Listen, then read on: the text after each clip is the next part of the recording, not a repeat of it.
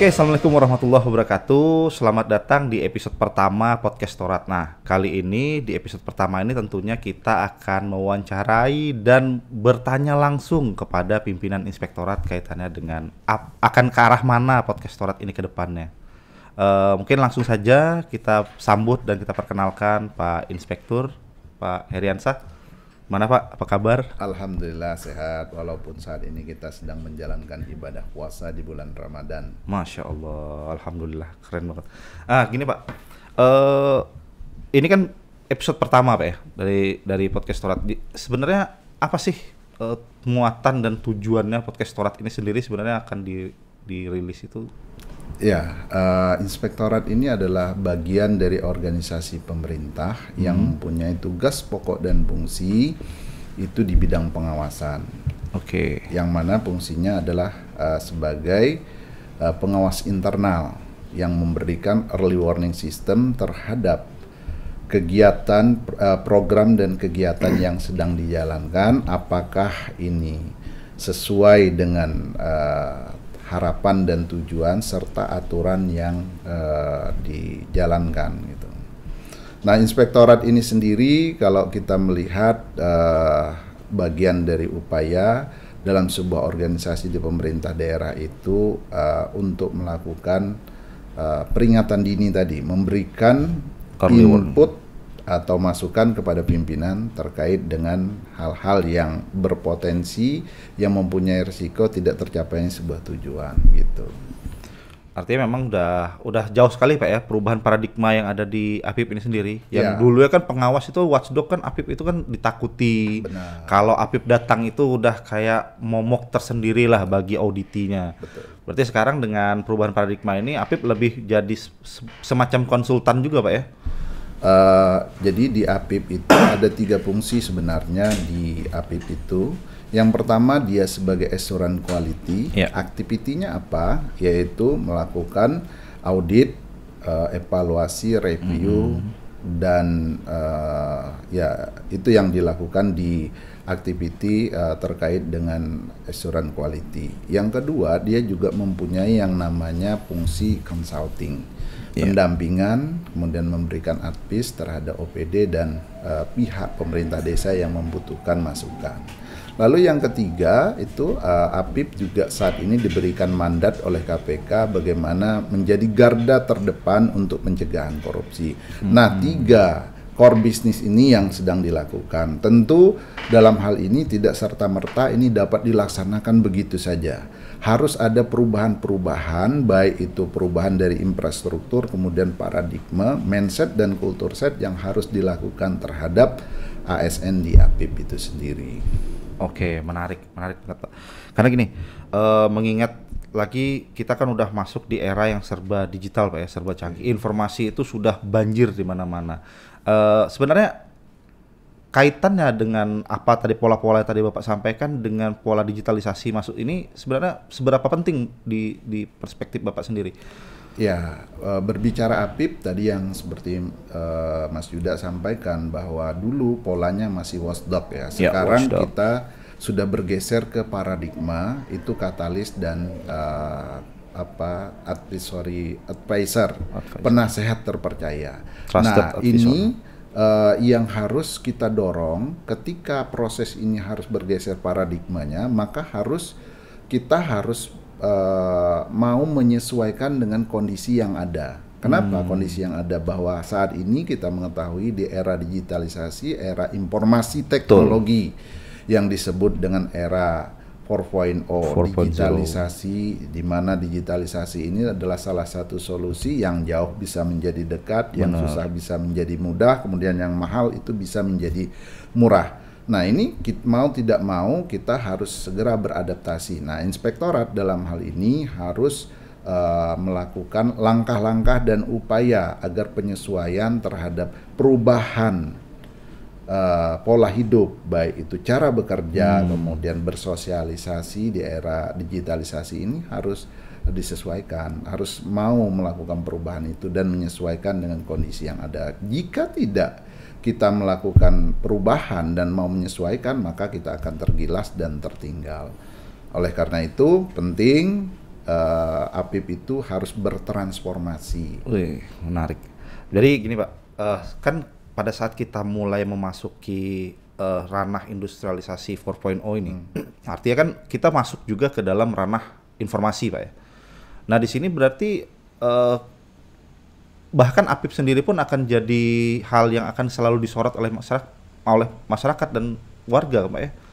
Betul. Artinya transparansi ini akan selalu terbuka bagi setiap masyarakat. Betul. Makanya beberapa yang kita bangun dengan sistemnya, misalnya Sapa Inspektorat, kemudian kita juga ada terkait dengan inovasi sikap idaman, itu adalah dalam upaya kita transparansi terhadap pengaduan masyarakat, kemudian bagaimana administrasi yang tadinya ini berbentuk secara konvensional sudah melalui modernisasi, digitalisasi. Ini semua dalam rangka kita bertransformasi dari sistem konvensional ke sistem yang digitalisasi itu gitu. Tidak hanya di situ, ada hal yang lebih penting sebenarnya. Kalau itu peralatan itu mudah, sistem itu mudah kita bangun, tetapi bagaimana merubah mindset dan kultur set itu yang paling susah. Ini yang mesti harus kita dorong, bagaimana perubahan ini juga harus diikuti dengan pola pikir dan budaya ASN yang berada di kita. Itu yang lebih mendasar saya pikir. Artinya udah kalau dari referensi yang saya baca berarti inspektorat dengan statement seperti tadi sebenarnya udah siap masuk ke society 5.0-nya Pak ya, karena mulai melakukan pembenahan pada behavior manusianya. Artinya teknologi sebagai toolsnya, kemudian targetnya adalah behavior orang-orangnya yang mau dirubah. Ini luar biasa sekali Pak sebenarnya. Ya, makanya kan kita salah satu yang kita menjadi tagline kita, APIP berani jujur hebat itu. Itu adalah satu tagline kita. Bagaimana orang-orang yang berada di APIP itu dia tahu, dia punya goals, dia punya misi, dia punya visi, dia punya misi. Nah, sehingga apa? Dia paham bahwa tusinya, kemudian tugas pokok dan fungsinya dilaksanakan dengan catatan dia paham, saya sebagai abdi negara, apa yang harus saya lakukan. Itu yang paling mendasar sebenarnya. Wow, luar biasa. Semoga kedepannya ASN-ASN di inspektorat tuh bisa jadi role model ASN yang lain Pak ya. Harusnya menginspirasi kan Pak ya? Harusnya menginspirasi, ya, itu yang kita harapkan. Legacy terbesarnya itu adalah menginspirasi ASN yang lain. Mungkin kedepannya kira-kira apa lagi Pak harapan Pak terkait langkah, karena kan tadi kita melihat nih capaian-capaiannya itu ada beberapa inovasi juga yang sudah dilahirkan oleh inspektorat sendiri, baik dari segi sistem maupun sistem aplikasi Pak ya, beberapa tadi disampaikan. Kira-kira kedepannya langkah apa lagi akan dituju oleh inspektorat sendiri? Ya, kita sudah bergerak ya bersama dengan masyarakat, bersama dengan OPD yang lain, kolaborasi, kita selalu berkolaborasi. Ini bagaimana menjadikan inspektorat ini bisa memberikan warna dan menjadi penasehat terpercaya tadi. Trusted advisor. Trusted advisor bagi pimpinan. Artinya bahwa keberadaan inspektorat itu sebagai mitra. Sederhananya kalau saya analogikan seperti dokter gitu. Orang datang ke dokter, orang akan membuka, saya sakit apa gitu. Nah, harapan saya gitu juga OPD datang ke kita, Pak, saya punya masalah ini, sehingga kita paham akar masalahnya, kemudian nanti akan kita berikan treatment terhadap masalah itu, sehingga potensi yang menghambat daripada tujuan dari OPD itu bisa diminimalisir. Itu harapannya. Wow, luar biasa. Mungkin ini Pak, karena ini introduction atau pengenalan tahap awal, mungkin nanti ke depannya, karena kita menarik sekali nih bahasan yang disampaikan oleh Pak Inspektur, kita akan kupas lebih dalam lagi dengan apa saja bahkan langkah-langkah detil inovasi ke depannya. Benar. Seperti itu Pak ya. Dan saya rasa tahun ini kayaknya kita akan melempar inovasi lagi Pak, insya Allah. Insya Allah nanti kita akan coba lihat bagaimana sebenarnya sistem yang sudah ada itu inspektorat bisa melakukan yang namanya CACM, continuous monitoring dan continuous audit dan continuous monitoring. Nah, harapannya sistem yang sudah ada ini kita bisa buat sebuah sistem yang itu bisa menggabungkan. Harapan saya bahwa pola tradisional yang kita lakukan, pola konvensional yang kita lakukan melakukan audit selama ini, kita harus berubah. Walaupun itu step by step, pelan-pelan. Tetapi ini harus kita rubah. Bahwa kita turun ke melakukan pengawasan itu tidak lagi kita meminta data, tapi kita sudah punya data. Nah, bagaimana kita punya yang namanya bank data di sini, baik itu terkait dengan RUP-nya, baik itu terkait dengan sistem pengelolaan keuangannya, baik itu terkait dengan sistem pengelolaan barangnya, terkait dengan e-pantaunya. Nah, ini sehingga kita bisa mengolah data itu, kemudian kita bisa memantau dan memberikan masukan terkait apa sih hambatannya. Nah, itu cara kerja yang seperti itu. Jadi kita lebih banyak mengolah data dan memberikan masukan, sehingga kecepatan, keakuratan informasi itu bisa.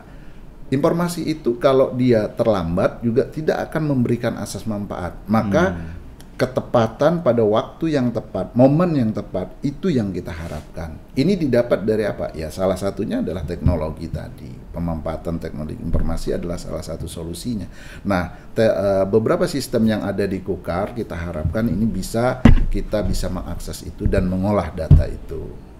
Memungkinkan kan Pak ya? Kalau sangat memungkinkan, karena tugas pokok dan fungsi kita itu adalah membantu pimpinan dalam hal melakukan pengawasan. Wow, luar biasa. Mungkin itu dulu Pak ya untuk tahap episode pertama nih, karena masih banyak sebenarnya pengen kami gali dari seorang Pak Inspektur. Ya. Karena mengingat masih energinya masih lumayan besar nih untuk Kukar, dan insya Allah kedepannya kita akan tampilkan lagi narasumber-narasumber yang menarik dan membahas tema-tema yang lebih menarik tentang pengawasan Pak ya. Pak, terima kasih. Closing dulu. Oke. Baik. Silakan Pak. Pada seluruh ASN di Inspektorat, terus berbenah, terus berinovasi, lakukan langkah-langkah konkret untuk melakukan perubahan, karena tidak akan berubah nasib satu kaum itu kecuali kaum itu sendiri merubahnya. Bagaimana Bung Karno, kita mengetahui ada statement beliau, the nation character building, dan Indonesia Raya pun menyebutkan begini, bangunlah jiwanya dulu baru bangunlah raganya. Nah, saya yakin dan percaya kalau kita serius untuk menggarap terkait dengan perubahan mindset dan kultur set ini, insya Allah Inspektorat Kukar akan memberikan warna di masa yang akan datang. Amin ya Allah. Pak Inspektur, terima kasih atas waktu dan kesempatannya. Mungkin ke depan kita akan butuh lagi nih Pak Inspektur hadir di sini nih. Siap. Oke, mungkin itu dulu kawan-kawan untuk episode yang pertama ini dan perkenalan terkait dengan podcast Torat. Untuk kurang lebihnya kami mohon maaf dan sekian. Assalamualaikum warahmatullahi wabarakatuh. Waalaikumsalam warahmatullahi wabarakatuh.